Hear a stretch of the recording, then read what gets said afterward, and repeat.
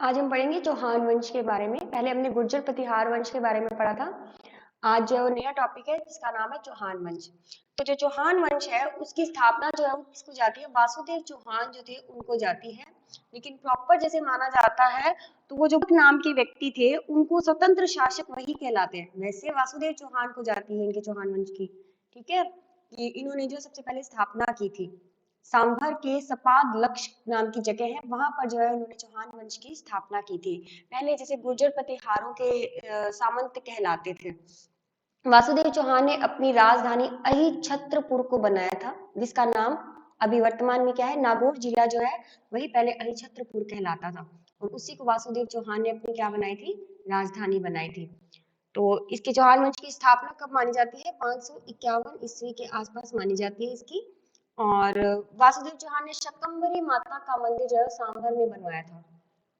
शाकंभरी माता का मंदिर जो है सांभर में बना था, और इन्हीं को फिर उन्होंने बाद में जो है वो कुल देवी का दर्जा दिया था। सांभर के चौहानों की कुल देवी कौन कहलाई, शाकंभरी देवी। ठीक है, और अगर सिर्फ चौहानों की कुल देवी पूछी जाती है तो जीन माता है, लेकिन सांभर के चौहानों की कुल देवी पूछी जाती है शाकंभरी देवी मानी जाती है। और उसके बाद जैसे वासुदेव चौहान थे, इन्होंने ही क्या है, वासुदेव जैसे चौहान वंश की स्थापना की, तो इन्हीं को क्या कहा गया बाद में, आदि पुरुष कहा जाता है। ठीक है, चौहान वंश के जो वासुदेव चौहान है इनको आदि पुरुष कहा जाता है। इन्होंने सांभर झील का निर्माण भी कराया जो कि जयपुर में है। वासुदेव चौहान की जो जानकारी जो है वो बिजोलिया शिलालेख है भीलवाड़ा में। ये एक मंदिर के अंदर जो है वो लिखा गया है शिलालेख। ठीक है, ये मैंने फर्स्ट वीडियो जो बनाई थी, शिलालेख है, प्रशस्तियां है उनके, उसके अंदर जो है शिलालेख और प्रशस्तियों के बारे में बहुत अच्छे से बताया गया है। जैसे पुराने समय के जो राजा वगैरह थे उनके बारे में जो ये पत्थरों पर या पिलर बनाकर जिन पर लिखा जाता है उनको शिलालेख बोलते हैं। ठीक है, और अगर किसी की प्रशंसा के बारे में लिखा जाता है तो वो प्रशस्तियां कहलाती हैं। ये जो बिजोलिया शिलालेख है, पार्श्वनाथ का मंदिर है भीलवाड़ा में, वहां पर लिखी गई है, उसी को बिजोलिया शिलालेख कहा गया है। तो वहां पर क्या है, वासुदेव चौहान की जानकारी मिलती है। इन्होंने चौहान वंश की स्थापना की थी, इनको आदि पुरुष कहा जाता है। ठीक है, चौहानों की उत्पत्ति किससे मानी जाती है, वत्स गोत्र ब्राह्मण से मानी जाती है। ये क्वेश्चन अभी जैसे टेस्ट सीरीज थी तो उनमें भी आया था, ये क्वेश्चन मैंने डाला था।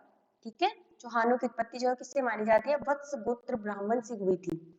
इसके बारे में जानकारी भी बिजोलिया शिलालेख में मिलती है।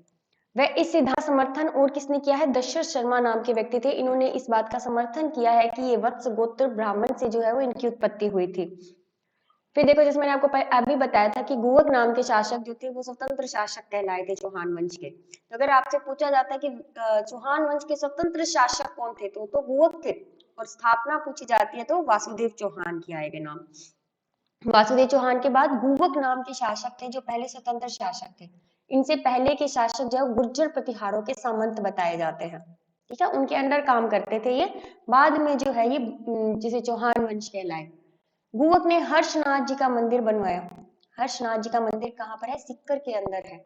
और बाद में ये इनके क्या कहलाए, आराध्य देव कहलाए। फिर है चंदन राज। चंदन राज पत्नी इनकी कौन थी, रुद्रानी थी।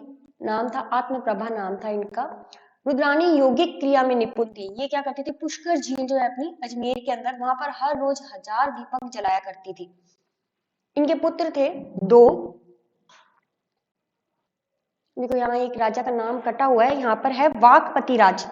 चंदन राज के बाद राजा बने थे, वाकपति राज है यहाँ पर। ठीक है, पुत्र है इनके सिंह राज थे और लक्ष्मण देव थे। सिंह राज जो थे इनको महाराजा धीराज की उपाधि दी गई थी। और लक्ष्मण देव को इन्होंने क्या किया था, नाडोल में जाकर जो है चौहान वंश की स्थापना की। उसके बाद आए विग्रह राज सेकंड। विग्रह राज सेकंड जो थे चौहान वंश के महान शासकों में थे। इन्होंने गुजरात के चालुक्य वंश के राजा मूला राम को पराजित किया और आशापुरा माता का मंदिर बनवाया था इन्होंने। और जालोर के चौहानों की कुल देवी कौन कहलाई, आशापुरा। और सांबर के चौहानों की कुल देवी कौन थी, शाकंभरी देवी थी। और सिर्फ चौहानों की देवी कौन थी, जीन माता थी। विग्रह राज सेकंड की जानकारी जो है हर्षनाथ शिलालेख में मिलती थी, सिक्कर में है। और वासुदेव चौहान की जानकारी किसे मिलती है, बिजोलिया शिलालेख में है, जो कि कहाँ है, भीलवाड़ा में है। फिर आते हैं अजय राज। अब जो अजमेर है अपना जिला, वो इन्होंने बसाया था। ठीक है, अजमेर, अजय राज ने अजमेर को बसाकर उसे अपनी राजधानी बनाया था बाद में। अरावली पर्वतमाला पर बने दुर्ग अजमेरू दुर्ग को अजय राज ने बनाया और इसकी प्राचीन नाम क्या था इसका? गढ़बीठली। ठीक है, अजमेरू दुर्ग बनवाया था जिसका नाम क्या था प्राचीन में? गढ़बीठली था। फिर है पृथ्वीराज सिसोदिया ने अपनी पत्नी तारा के लिए, ये इससे जुड़ा हुआ नहीं है, ये इससे अलग है, सिसोदिया वंश का नाम आ जाता है यहाँ पर, देखो सिसोदिया वंश आ रहा है ना, तो ये क्या है, इन्होंने इसी जो ये दुर्ग है, फिर इन्होंने क्या किया था, अपनी पत्नी तारा के लिए इस दुर्ग की मरम्मत कराई थी और बाद में इसका नाम चेंज क्या कर दिया? तारागढ़ दुर्ग कर दिया इसका नाम।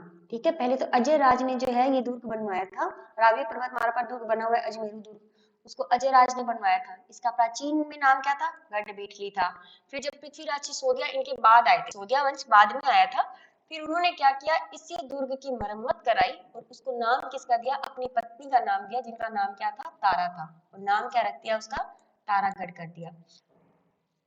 अजय राज ने अपने ही नाम के चांदी व तांबे के सिक्के चलाए और अपनी पत्नी थी, इनकी एक और पत्नी थी सोमलेखा, उसके नाम के भी चांदी के सिक्के चलाए। ठीक है, तो ये क्वेश्चन भी कई बार पूछा गया कि अजय राज ने अपनी किस पत्नी के नाम पर जो है चांदी के सिक्के चलाए थे, या सोमलेखा नाम की जो महिला थी उसके नाम के सिक्के किस राजा ने चलवाए थे? अजय राज थे। ठीक है, सोमलेखा की याद में अजमेर में सोमलपुर गांव भी बसाया गया। ठीक है, इस गांव में बादाम शाह पीर की पीठ है और उवैसी संप्रदाय की पीठ है। ये पीठ वगैरह भी कई बार पूछ ली जाती है कि ये कहाँ पर है। फिर आते हैं अर्णोराज। अर्णोराज का विवाह हुआ था चालुक्य वंश के राजा जय सिंह की पुत्री कंचन देवी से हुआ था। अब एक सागर झील है, उदयपुर में है। ठीक है, तो इस सॉरी जयपुर में, अजमेर में है आना सागर झील, तो उसका निर्माण कराया था अर्णोराज के द्वारा। यह झील जो है वो अजमेर के अंदर है और इस झील में बांडी नदी का पानी आता है। जब अपन नदियां वगैरह करेंगे ना जियोग्राफी में, उसमें आपको नदियों के नाम, एक सहायक नदी है, ठीक है, लूनी नदी की बांडी नदी, तो इसका पानी आता है अजमेर के अंदर आना सागर झील में। आना सागर झील के किनारे जो है जहांगीर ने दौलत बाग बनवाया जिसे सुभाष उद्यान कहा जाता है। ठीक है, उन्होंने तो दौलत बाग बनवाया था नाम से, लेकिन बाद में इसका नाम चेंज कर कर क्या कर दिया गया? सुभाष उद्यान। तो आ जाता है क्वेश्चन कि सुभाष उद्यान जो किसने बनवाया था? वो जहांगीर थे। अब जहांगीर के पुत्र शाहजहां थे, उन्होंने आना सागर झील के किनारे एक 12 दरी बनवाया। 12 दरी होता है किसी मृतक या किसी मरे हुए व्यक्ति की स्मृति में बनाया गया स्थान वगैरह होता है, उसे 12 दरी कहते हैं। जहांगीर की पत्नी एक और थी नूरजहां, उनकी माता थी अस्मत बेगम। ये भी इंपॉर्टेंट है, मैंने लगा भी रखा है इस पे कि उनकी पत्नी थी अस्मत बेगम। उन्होंने दौलत बाग में बैठकर, जो ये दौलत बाग इन्होंने बनवाया था, जहांगीर ने जो दौलत बाग बनवाया था, उसी दौलत बाग में बैठकर गुलाब से इत्र बनाने का आविष्कार किया था। किसने किया था? अस्मत बेगम ने किया था। किसकी माता थी? नूरजहां की माता थी। और नूरजहां किसकी पत्नी थी? जहांगीर की पत्नी थी। और दौलत बाग किसने बनवाया था? जहांगीर ने बनवाया था। अर्णोराज के दरबार में दो विद्वान थे, देवभूत और धर्मभूत। अर्णोराज ने पुष्कर में वराह मंदिर का भी निर्माण करवाया था। जगदेव ने अपने पिता अर्णोराज को मारकर राजा बना था, इसलिए जगदेव को पितृहंता कहा जाता है। ठीक है, ये जो जगदेव थे इन्होंने अपने पिता अर्णोराज को जो है वो मार दिया था। ये कोई पूजा कर रहे थे उस समय, तो उस समय जो है वो इनको इसने मार दिया था जगदेव ने। फिर आते हैं विग्रह राज चतुर्थ, या इन्हें बिसल देव के नाम से भी जानते हैं, ज्यादातर क्वेश्चन बिसल देव के नाम से भी आ जाता है। विग्रह राज चतुर्थ ने हरिकेली नाटक लिखा था, ये बहुत ही इंपॉर्टेंट लाइन है। ठीक है, हरिकेली नाटक के बारे में पूछा जाता है कि किसने लिखा था, तो विग्रह राज चतुर्थ ने लिखा था। ठीक है, इसका ये है तो संस्कृत में, लेकिन इसका कुछ नाटक का हिस्सा जो 2.5 दिन के झोपड़े में भी लिखा गया है, जो कि अजमेर में है, और कुछ हिस्सा इन्होंने इंग्लैंड में लिखा था। मतलब 2 जगह जो है इन्होंने ये जो हैरी के लिए नाटक लिखा था, 2 जगह पर पूरा किया था। पहला तो 2.5 दिन के झोपड़े में किया था, जो कि अजमेर में है, और कुछ हिस्सा इंग्लैंड में, जिटल नाम की जगह है इंग्लैंड में, वहां पर किया था। इस नाटक में इन्होंने क्या लिखा है? शिव और अर्जुन की कोई कथा है जिसके बारे में इन्होंने इसके अंदर लिखा है। उनके समय में भी 2 विद्वान थे, सोमदेव थे और नरपति नालय थे। सोमदेव ने तो लिखा था ललित विग्रह राज ग्रंथ, और नरपति नालय ने क्या लिखा था? बीसल देव रासो ग्रंथ। ये इनके दोनों विद्वान थे। ये दोनों चाहते थे कि विग्रह राज चतुर्थ के साथ जो है हमारा नाम भी लिया जाए, जब भी इतिहास में इनका नाम लिया जाए तो हमारे इनके साथ साथ हमारा नाम भी लिया जाए। तब इन्होंने क्या किया था? विग्रह राज पर ही इन्होंने ग्रंथ लिखे थे, जिसमें से सोमदेव ने तो इन्हीं का नाम लेकर लिखा, जैसे विग्रह राज। ठीक है, और दूसरा नाम जिनका बिसल देव था, उसका नाम यूज करके जो नरपति नालय ने ग्रंथ लिखा था। तब देखो इनके साथ तो इन दोनों का नाम लिया जाता है क्योंकि इन्होंने इनकी पूरी कहानी लिखी है उसके अंदर, इस ग्रंथ में। इसके अलावा देखो विग्रहराज चतुर्थ जो है उनको कटिबंधु और कवि बांधव, कविता लिखते थे, ठीक है, लेखक थे एक अच्छे, तो इस वजह से इनको कवि बांधव और कवि बंधु कहा जाता है। विग्रहराज चतुर्थ को कवि बंधु की उपाधि किसने दी थी? जयानक भट्ट थे, उन्होंने दी थी इनको उपाधि। ये भी इंपॉर्टेंट है लाइन कि विग्रहराज चतुर्थ को कवि बंधु की उपाधि किसने दी थी? वो दी थी जयानक भट्ट ने दी थी। इसके अलावा जयानक भट्ट ने पृथ्वीराज विजय ग्रंथ भी लिखा। इनके समकालीन जो जयानक भट्ट जो थे, इनके समकालीन जो है वो जैसे 3 राजाओं के समय में जो है दरबार में रहे थे, ठीक है। जयानक भट्ट 3 राजाओं के समकालीन रहे थे दरबारी, एक तो विग्रहराज चतुर्थ, सोमेश्वर और पृथ्वीराज चौहान। इन तीनों के समय जो है जयानक भट्ट जो है कौन रहे थे? दरबारी रहे थे। विग्रहराज चतुर्थ ने अजमेर में एक संस्कृत पाठशाला बनवाई थी। इसी पाठशाला को कुतुबुद्दीन ऐबक जो थे, उन्होंने इसे तोड़वा कर जो है 2.5 दिन का झोपड़ा बनवा दिया, जो कि अजमेर के अंदर है, ठीक है। 16 खंभों का महल है एक, ठीक है। इसके बारे में 2-3 बातें कही जाती है कि हो सकता है कि 2.5 दिन में बना हो, ठीक है, तो इस वजह से इसको 2.5 दिन का झोपड़ा कहते हैं। इसके अलावा वहां पर कोई पंजाब शाह पीर का उर्स लगता है, उर्स मतलब मेला लगता है, जिसकी वजह से भी इसको 2.5 दिन का झोपड़ा कहते हैं, ठीक है। तो पहला तो जैसे आ जाता है कि 2.5 दिन का झोपड़ा 2.5 दिन में बनाएगा, ऐसा जॉन मार्शल ने कहा था, ठीक है। फिर दूसरी बात कही जाती है कि पंजाब शाह पीर का उर्स लगता है, 2.5 दिन तक ये उर्स लगता है, तो ऐसा किसने कहा था? पर्सी ब्राउन ने कहा था। 2.5 दिन के झोपड़े को 16 खंभों का महल कहा जाता है। ये क्वेश्चन बहुत बार आ जाता है कि 16 खंभों का महल किसे कहा जाता है, तो वो 2.5 दिन का झोपड़ा है। नक्शा किसने बनाया था? अबू बकर थे, उन्होंने इसका बनवाया था। विग्रहराज चतुर्थ ने बीसल देव शहर भी बसाया था। यहाँ पर एक बांध है बीसलपुर बांध, जो कि टोंक में है। ये बीसलपुर बांध जो है, बीसलपुर परियोजना जो है सबसे बड़ी पेयजल परियोजना है, ठीक है। परियोजनाएं जो आएंगे ना उसमें आप पढ़ोगे इसके बारे में। जो बीसलपुर परियोजना है ये सबसे बड़ी पेयजल परियोजना मानी जाती है। विग्रहराज चतुर्थ के काल को कौन सा काल कहा जाता है? स्वर्ण काल कहा जाता है। और चौहान वंश का साम्राज्य निर्माण काल जो है वो ये अजय राज को कहा जाता है। गजनी के शासक थे अमीर खुसरो।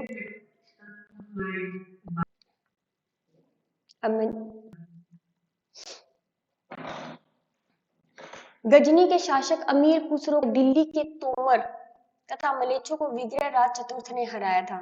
अब मलेच्छे कौन होते हैं? जो मलिन रहते हैं, जैसे जो ढंग के कपड़े नहीं पहनते हैं, नहाते नहीं है, तो वो मलेच्छों में आते हैं, ठीक है। उन लोगों को भी जो है विग्रहराज चतुर्थ ने हराया था। और इसकी जानकारी कहाँ मिलती है? ये शिवालिक स्तंभ लेख है, वहां पर इसकी जानकारी मिलती है। फिर आ जाते हैं पृथ्वीराज चौहान, जिनके बारे में हम सब लोग बहुत अच्छे से जानते भी हैं और बहुत अच्छे से पढ़ा भी हुआ है हमने इनके बारे में। इनका जन्म देखो कहाँ हुआ था? अहिला पाटन गुजरात में हुआ था, ठीक है। अभी जो सीरीज डाली थी उनमें एक में क्वेश्चन आया था, पृथ्वीराज चौहान का भी आया था और महाराणा प्रताप का भी आया था कि जन्म कब हुआ था इनका, और क्या नाम, इन्होंने कितने वर्षों तक जो है वो अपना शासन किया था। माता इनकी थी कर्पूरी देवी और इन्हीं को इनका संरक्षक भी माना जाता था, ठीक है। बहुत छोटे थे जिस समय इनको राज्य दिया गया था, तो इनकी माता जो थी वही इनकी संरक्षक थी। पिता इनके सोमेश्वर थे, राजा बने थे 1177 में। देखो 10 साल के ही राजा बन गए थे, तो बहुत छोटे थे। इनके प्रधानमंत्री केमास या कदम दास माने जाते हैं, ये भी बहुत ही इंपॉर्टेंट है, इनका नाम पूछ लिया जाता है। कदम या केमास दोनों में से नाम से पूछ लिया जाता है कि ये जो है वो किसके प्रधानमंत्री थे? पृथ्वीराज चौहान के प्रधानमंत्री थे। सेनापति कौन थे? भुवनमल। देखो इतनी सारी बातें अपन किसी राजा के बारे में नहीं पढ़ते हैं, तो इसका मतलब वो राजा बहुत ही इंपॉर्टेंट है। नीति क्या थी इनकी? दिग्विजय नीति अपनाते थे ये। उपाधियां थी इनकी राय पिथोरा दल पुंगल, ये भी बहुत इंपॉर्टेंट है। तो ये जो 7-8 बातें लिखी ना इनके बारे में, इनका जन्म अहिलापटन गुजरात में हुआ, माता कर्पूरी देवी थी, पिता सोमेश्वर थे, राजा कब बने थे? 1177 में बने थे। इनकी माता ही इनकी संरक्षक थी, प्रधानमंत्री केमास या कदम दास थी, सेनापति भुवनमल थे, नीति कौन सी थी? दिग्विजय नीति थी, और उपाधियां कौन सी थी?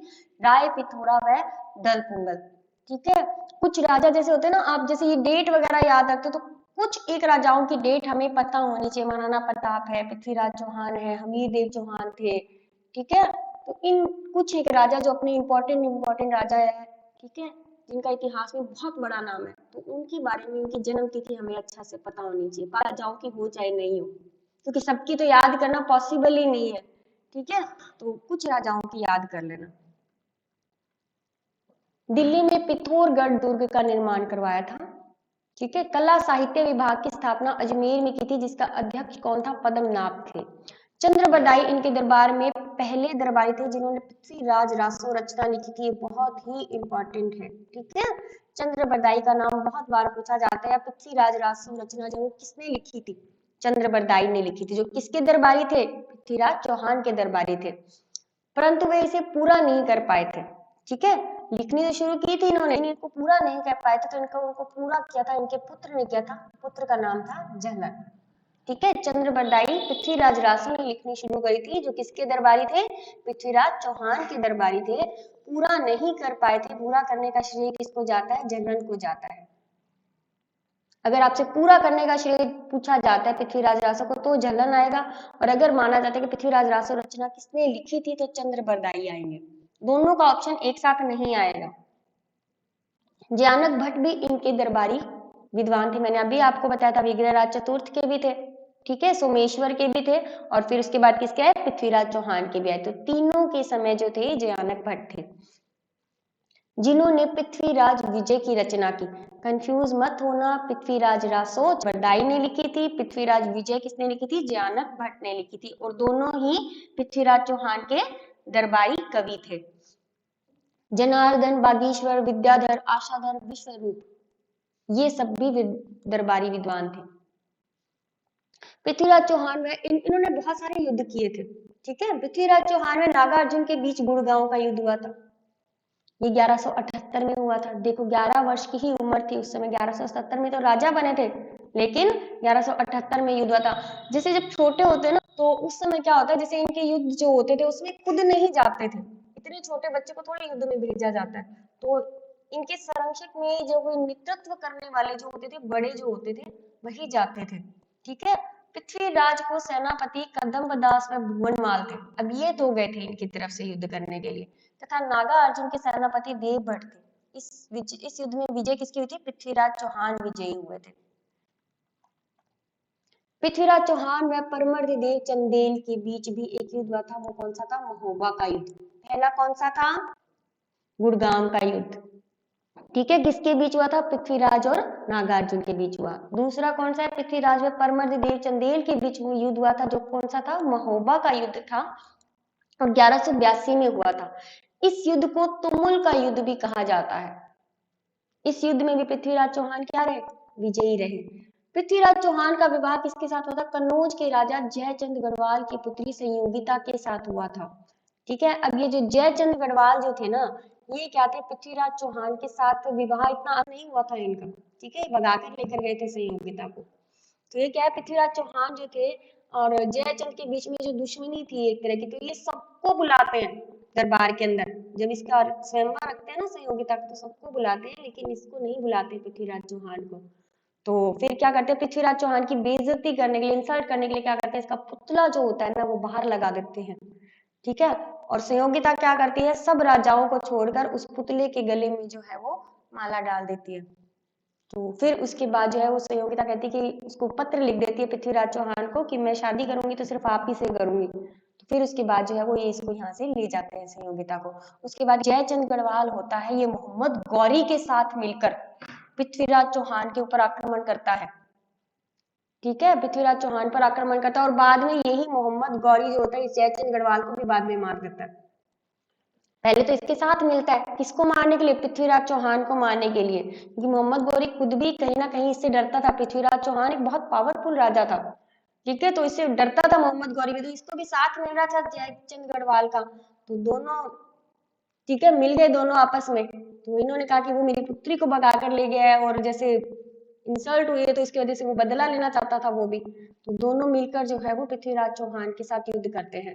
तो ये कौन सा युद्ध होता है? तराइन का प्रथम युद्ध होता है। बहुत बार एग्जाम में पूछा जाता है तराइन का युद्ध। तराइन का युद्ध, हल्दी घाटी का युद्ध, ये 2-3 युद्ध हैं जो बहुत इंपॉर्टेंट है, जिसमें पृथ्वीराज चौहान जो होते हैं वो जीत जाते हैं। अब जीत तो जाते हैं, जीतने के बाद भी मोहम्मद गौरी जो होता है वो कहता है कि आप जो है वो हमारे सामने जो है झुक जाओ। तो कहता है एक तो मैं जीत गया, ऊपर से मुझे झुकने के लिए कह रहे हैं, तो ये कैसे पॉसिबल है? तो कहता है नहीं, ये तो नहीं हो सकता। फिर उसके बाद जो है वो बाद में संधि करने के लिए बुलाता है मोहम्मद गौरी पृथ्वीराज चौहान को। ठीक है, बुलाता तो संधि के लिए है, लेकिन खुद कैसे जाता है, इतनी सारी सेना लेकर जाता है। ठीक है, मोहम्मद पृथ्वीराज चौहान जो थे वो तो संधि करने के पर्पज से जाते, तो इतनी सेना लेकर ही नहीं जाते हैं। और मोहम्मद गौरी बहुत सारी सेना लेकर जाता है, वो युद्ध के पर्पज से जाता है। वो वहां जाकर जो है वो युद्ध का ऐलान कर देता है। और वो दूसरा युद्ध कौन सा होता है, तराइन का दूसरा युद्ध होता है, जो 1192 में होता है। कोई संधि नहीं होती है, कुछ नहीं होता है, सीधा इनके ऊपर अटैक ही होता है पृथ्वीराज चौहान पर। और इनको वो उठाकर ले जाता है साथ में गजनी, अफगानिस्तान। गजनी फिल्म का नाम नहीं, अफगानिस्तान में जगह है गजनी।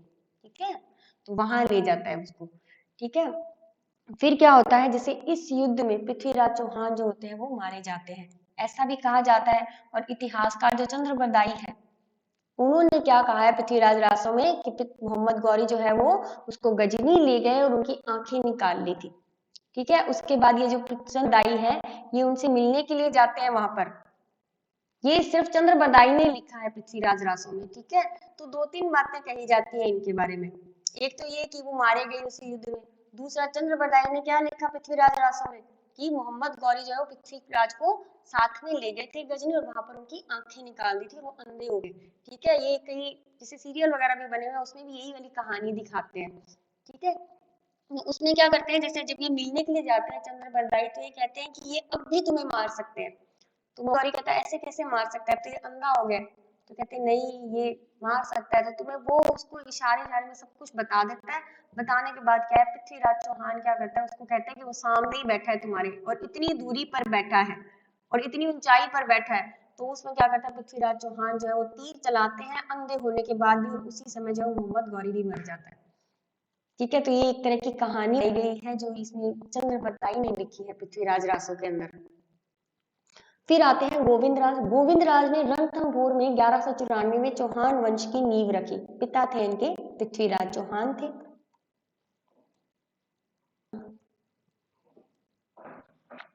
पश्चिमी मरुस्थल में जो बालू का स्तूप पाए जाते हैं, आज उनके बारे में पढ़ेंगे। ठीक है, तो इनका जो है काफी विस्तार होता है, जैसे बीकानेर है, ठीक है, जोधपुर, बाड़मेर, जैसलमेर। जैसलमेर में तो आपको सबसे ज्यादा मिलेंगे ये देखने के लिए। ठीक है, बालू का स्तूप जो आपने देखे भी होंगे, बहुत बड़े बड़े टीले बने हुए होते हैं। ये क्या होता है, वहां पर क्या होता है, जैसे हवाएं जो होती है बहुत ज्यादा चलती है। हवाएं चलने के कारण क्या होगा, वो मिट्टी इतनी बारीक और महीन होती है कि वो उड़ दूसरी जगह पर चली जाती है। दूसरी जगह पर जाती है तो वो अलग अलग शेप के जो होते हैं नए नए बालू का स्तूप बनते हैं। ठीक है, वो जो बने हुए ना रेत के टीले, उन्हीं को बालू का स्तूप कहा जाता है। अलग अलग स्टाइल के बनते हैं। ठीक है, कोई कैसा ही बनता है, कोई कैसे ही बनता है, तो उनको अलग अलग नाम दिया गया है। ठीक है, जो बालू का स्तूप होते हैं इनको मरुस्थल मार्च भी कहा जाता है। ठीक है, मार्च के बाद क्या होता है, वहां पर हवाएं चलनी शुरू हो जाती हैं, अब शुरू हो जाएंगी वहां पर। तो बालू का स्तूप जो है वो उड़ उड़ कर दूसरी जगह पर जाते हैं, दूसरी जगह पर जाकर जो है वो कुछ दूरी पर जाकर इकट्ठे हो जाते हैं। इकट्ठे होकर क्या करेंगे, एक नया बालू का स्तूप जो है वो बना लेते हैं। देखो जैसे डायग्राम आपको दिख रहा है, बालू का स्तूप बना हुआ है एक, और फिर उसके बाद क्या चली, हवाएं चली। ये जो तीर के निशान बना रखे ना, ये क्या है, हवाओं का रुख है। ठीक है, ये हवाओं का रुख इस तरफ चल रहा है। इस तरफ चलने के कारण क्या हुआ, दूसरी तरफ एक नया बालू का स्तूप बन गया। ठीक है, तो उसको क्या कहते हैं, रेत के टीलों या मरुस्थल का आगे बढ़ना। ठीक है, फिर उसके बाद क्या है, जैसे जो अरावली पर्वतमाला, उसके बीच में भी क्या है, जैसे पूर्वी मैदान और अरावली पर्वतमाला के इस तरफ पश्चिमी मरुस्थल है, तो दोनों के बीच में कहीं ना कहीं कुछ जगहों पर गैप है, जिसकी वजह से ये जो रेत के टीले हैं या मरुस्थल का भाग जो है ना, वो अरावली को क्रॉस कर रहा है। वो आप अरावली पर्वतमाला पर उसके अंदर आएगा। अब देखो, मरुस्थल मार्च के लिए प्रसिद्ध स्थान कौन सा है, नाचना जैसलमेर। मैंने आपको अभी बताया कि सबसे ज्यादा जैसलमेर के अंदर है। वहां भी कौन सा स्थान है, नाचना नाम का स्थान है, वहां पर है। अब देखो, बालू का स्तूप के प्रकार है। एक तो है वनस्पति के आधार पर। कुछ बालू का स्तूप ऐसे होते हैं, आपने देखा होगा, कुछ के ऊपर तो छोटी छोटी झाड़ियां सी उगी हुई होती है, वो तो वनस्पति सहित होते हैं, यानी कि वनस्पति है उसके ऊपर। ठीक है, और कुछ होते हैं जो वनस्पति विहीन होते हैं, उनको क्या कहते हैं, वनस्पति विहीन बालू का स्तूप या धरियन धोरे। धोरे कहा जाता है ना, धरती धोरा रही, तो अपनी धरती धोरा रही है। ठीक है, राजस्थान की। फिर आकृति के आधार पर देखो, आकृति के आधार पर पहला बरखान है, दूसरा तारा है, तीसरा अनुदैर्ध्य, अनुप्रस्थ और पैराबोलिक। इसके अलावा भी है 2-3 और, ठीक है। जैसे जैसे पढ़ते जाएंगे उनके नाम आते जाएंगे। आकृति भी मैंने सारों की बना रखी तो आपको अच्छे से समझ में आ जाएंगे ये। सबसे पहला है बरखान। आकृति कैसी होती है? अर्धचंद्राकार दिख रही होगी आकृति, रेड कलर की बना रखी है ये वाली। आधी चंद्राकार जैसे इनकी आकृति होती है। इसी के ऊपर तो है देखो वनस्पति तो उग ही नहीं सकते, ठीक है, तो ये वनस्पति विहीन होता है।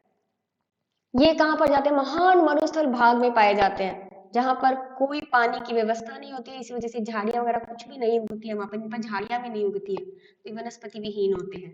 कौन से होते हैं? बरखान। कौन से होते हैं? आकृति इनकी अर्धचंद्राकार होती है। इन पे क्वेश्चन कैसे आते हैं? जैसे अर्धचंद्राकार आकृति की जो वालुका स्तूप है उन्हें क्या कहा जाता है? बरखान कहा जाता है। या ये किस एरिया में सबसे ज्यादा आते हैं? तो ये महान मरुस्थल वाला जो भाग है वहां पर सबसे ज्यादा आते हैं।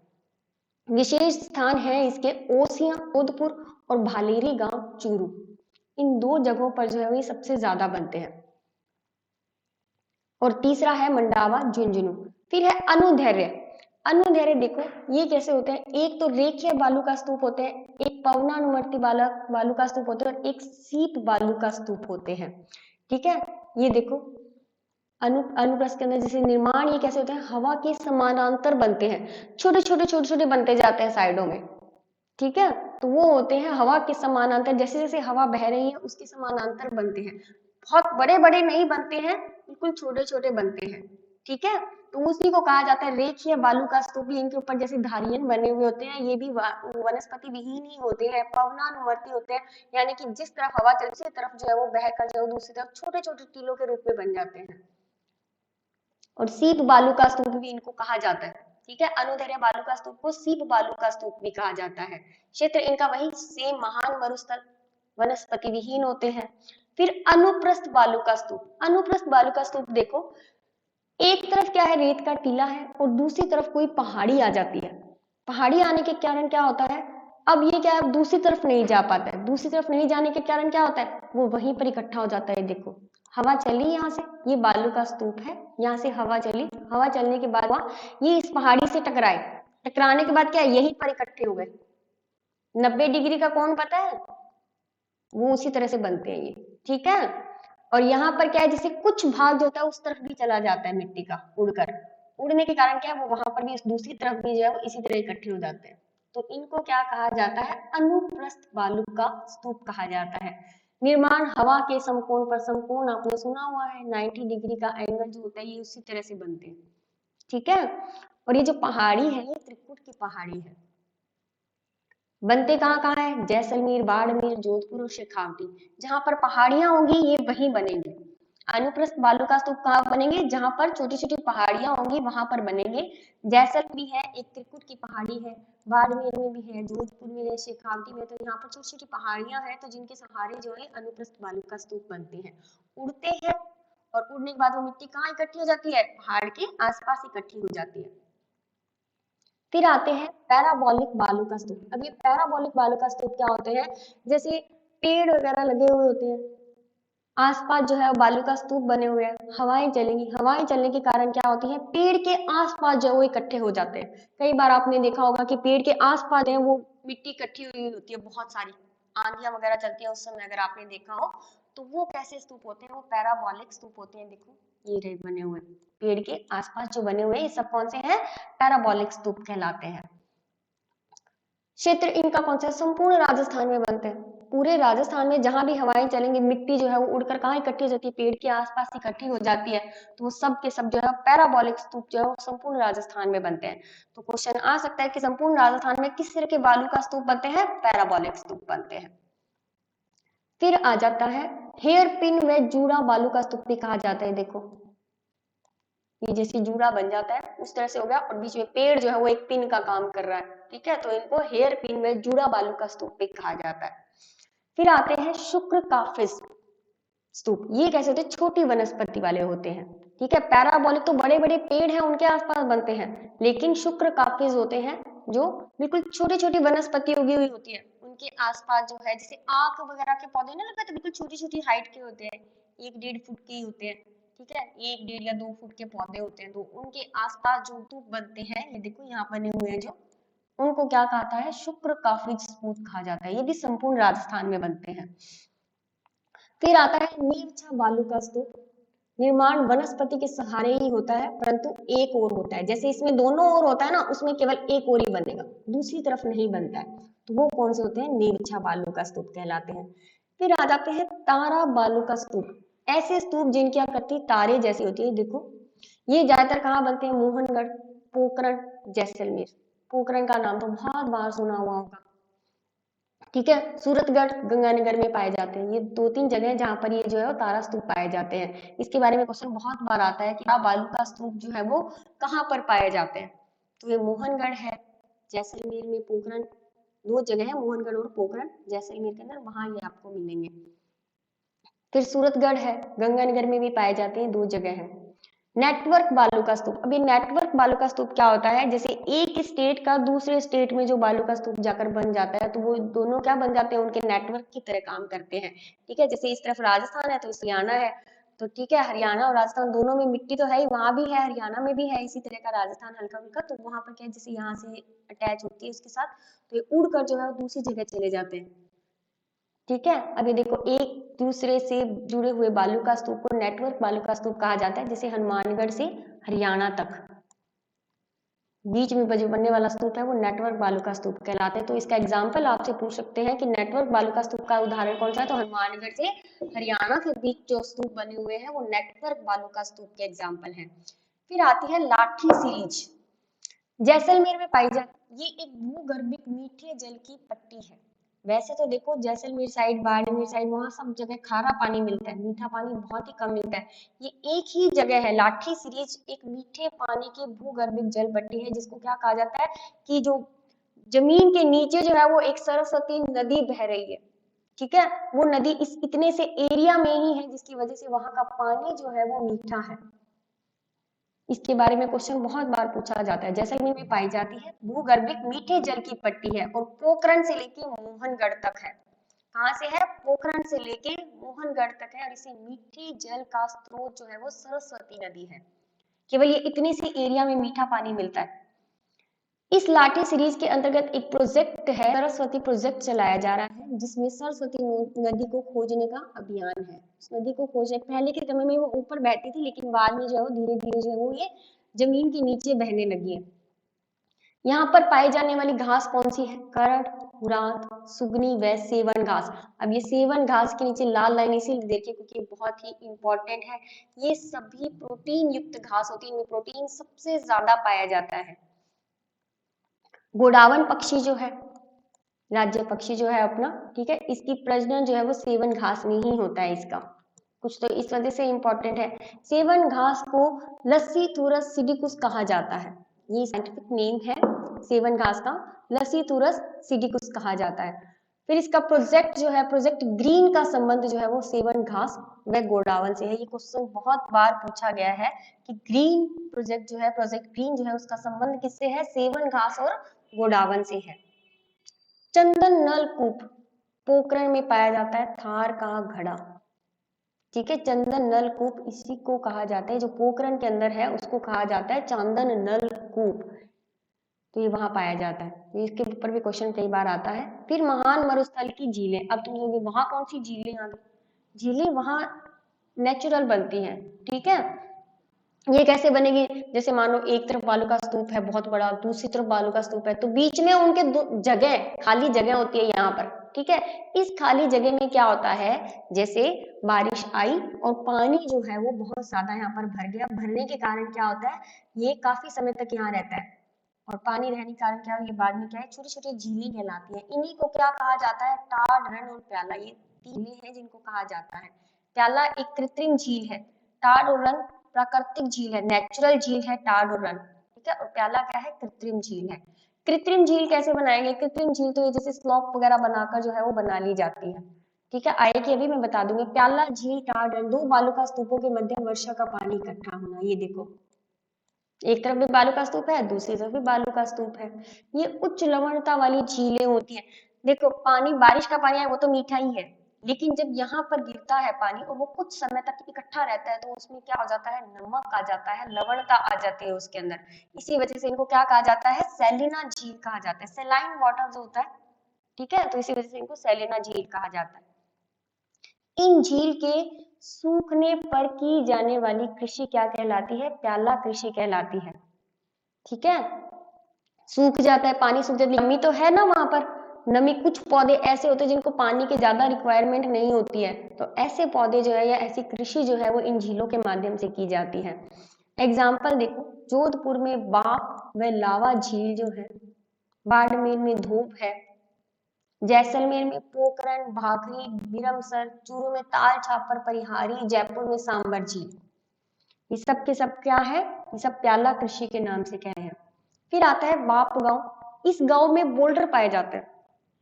बोल्डर क्या होते हैं, जैसे कोई पहाड़ी वगैरह बनी हुई है, पहाड़ी से छोटे छोटे बड़े बड़े पत्थर लुढ़कते हुए आते हैं, जैसे बारिश होती है, ठीक है, तो बारिश होने से क्या होता है, जैसे उनकी मिट्टी कटती जाती है, तो पहले तो वो क्या होती है, बड़े बड़े पत्थर से होते हैं, वो धीरे धीरे नीचे जाते जाते, नीचे जाने के बाद क्या है, बिल्कुल ही फ्लैट हो जाते हैं, यहाँ आकर बिल्कुल छोटे छोटे रह जाते हैं।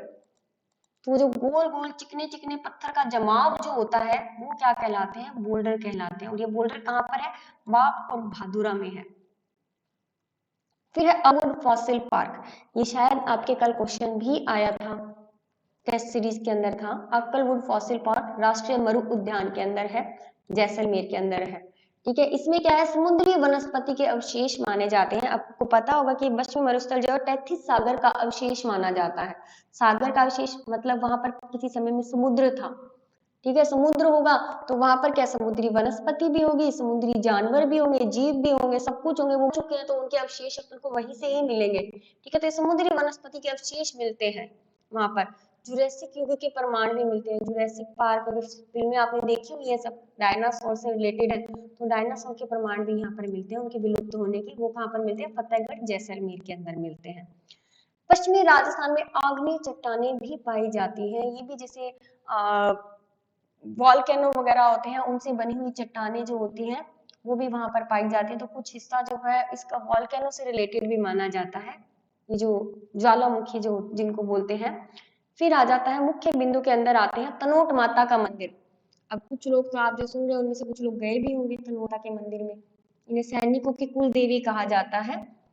जैसलमेर जाने के बाद इसी के शायद 1-2 घंटे का ट्रेवल है शायद तक, उसके बाद जो है वो तनोट माता का मंदिर आता है। बहुत ही खूबसूरत बना हुआ है ये, जैसलमेर के अंदर है। सैनिकों की कुल देवी कहा जाती है और थार की वैष्णो देवी कहलाती है। ये दोनों ही क्वेश्चन बहुत बार एग्जाम में पूछे कि सैनिकों की कुल देवी कौन सी है, थार की वैष्णो देवी कौन है, तो वो कौन है, हमारी तनोट माता है। तेल का कुआं है, वह यहाँ पर प्राकृतिक गैस का उत्पादन भी होता है। तेल वगैरह किससे बनता है, जैसे मछलियां हैं, ये सब जानवर जो होते हैं ना, ये मर जाते हैं, मरने के बाद क्या होता है, इनका कोई अंतिम संस्कार थोड़ी किया जाता है, ये सब नीचे गड़ गए जमीन के नीचे जाकर, उन्हीं से तेल बनता है। ठीक है, वही तेल बाद में जो है निकाला जाता है। इसको बनने में बहुत टाइम लगता है, तभी तो कहते हैं ना कि तेल कम जलाओ। ठीक है, ये जो पेट्रोल वगैरह है कम यूज करो। यहाँ पर प्राकृतिक गैस का उत्पादन भी होता है। जैसलमेर में गोटारू गांव में हीलियम गैस के भंडार मिले हैं। इस पे तो बहुत ही बार क्वेश्चन पूछा हुआ है। गोटारू गांव है जहाँ पर हीलियम गैस के भंडार मिले हैं। इसके अलावा देखो ये एक करंट का क्वेश्चन है, गोटारू गांव में ही क्या है, आसमान से देखकर पर इंडिया लिखा हुआ दिखाई देगा, ऐसे पेड़ लगाए जा रहे हैं, अभी लग रहे हैं। ठीक है, तो वहां पर क्या है, इसी तरह से कैपिटल वर्ड में लिखे ना जैसे इंडिया, इसी शेप में जो है वो वहां पर पेड़ लगाए जा रहे हैं, जहां से आसमान से आप एरोप्लेन में बैठकर देखोगे तो आपको क्या पर इंडिया लिखा हुआ दिखाई देगा। तो वो कहाँ पर है, घोटारू गांव में है। जैसलमेर के सूनो क्षेत्र में चूना पत्थर के भंडार पाए जाते हैं। पंचपदरा है, रिफाइनरी परियोजना है एक तरह की। ठीक है, एचपीसीएल वह राजस्थान के सहयोग से लगाई जा रही है। यह राजस्थान की सबसे बड़ी परियोजना है, रिफाइनरी परियोजना। पंचपदरा कौन सी है, रिफाइनरी परियोजना सबसे बड़ी परियोजना है। महान मरुस्थल को एनर्जी हब भी कहा जाता है। महान मरुस्थल को क्या कहा जाता है, एनर्जी हब कहा जाता है, क्योंकि यहाँ पर क्या मिलते हैं, पेट्रोलियम और लिग्नाइट कोयले का उत्पादन होता है। ये अभी हम पढ़ भी रहे हैं, खनिज वाला चैप्टर जो पढ़ रहे हैं उसके अंदर अभी आएंगे आपके पेट्रोलियम और लिग्नाइट वगैरह। फिर मरुस्थल के प्रकार आ जाते हैं, जिसमें हमादा, रेग और इर्ग आते हैं। अब देखो जैसे मरुस्थल के प्रकार है, इसमें हमादा, रेग और इर्ग, ठीक है, ये 3 तरह के मरुस्थल होते हैं। मैंने पहले भी आपको बताया था कि जो गोल गोल पत्थर होते हैं, ठीक है, यही आगे जाकर क्या कहलाते हैं, चट्टानी मरुस्थल में जाते हैं। फिर और छोटे पत्थर हो जाते हैं, वो पथरीला मरुस्थल हो जाता है। और फिर उसके बाद जो रेत का जमाव और छोटे छोटे कंकड़ जो होते हैं वो क्या कहलाते हैं, आगे रेत का जमाव, वो इर्ग कहलाते हैं।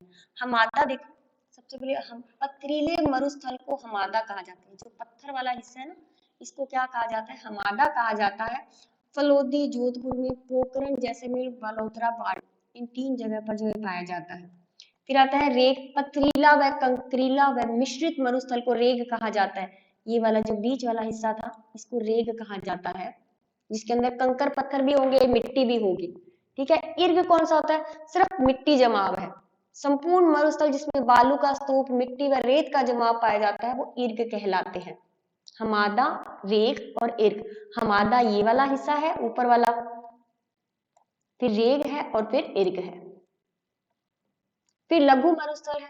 लघु मरुस्थल का विस्तार कच्छ के पहाड़ी से बीकानेर तक है। चट्टानी मरुस्थल है, इनमें निर्मित देखो वही सेम ही झीलें आ गई, ठीक है, पहाड़ी है एक तरफ, पर इसके अंदर क्या है, स्तूप नहीं है, यहाँ पहाड़ियां हैं, ठीक है। 2 पहाड़ियों के बीच में जो झील बन रही है उसे बालसन झील कहते हैं। और जो दूसरी वाली झील बन रही थी उसे क्या कहते हैं, सिलाना झील कहते हैं, जो कि 2 बालू का स्तूपों के मध्य बन रही है। अब ये पहाड़ियों के बीच में बन रही है तो उसे हम बालसन झील कहेंगे। और जो दूसरी वाली झील थी वो कौन सी थी, सियाना झील थी। फिर देखो थली है, मरुस्थलीय भूभाग में निम्न भूमि को थली कहा जाता है, ठीक है। थली जैसे चलते हैं, मिट्टी, जहाँ मिट्टी कम हो और थली थली जमीन दिखती हो जहाँ पर, वो कैसी होगी, थली कहलाएगी। मरहो क्या होता है, रेत के टीलों पर मिट्टी की लहरदार जमाव, मरहो कहलाती है। आपने कभी देखा होगा, जैसे हवा के कारण जो हल्की हल्की लाइनें बनी हुई दिखती हैं उनके ऊपर, जो बड़े बड़े स्तूप बने हुए होते हैं ना, उन पर हल्की हल्की धोरे जो होते हैं, छोटी छोटी लाइनें बनी हुई होती है, बहुत सुंदर लगती है देखने में, उनको मरहो बोला जाता है, ठीक है। उसके बाद नेक्स्ट में अपन पढ़ेंगे अर्धशुष्क मरुस्थल, ठीक है। तो आज के लिए इतना काफी है।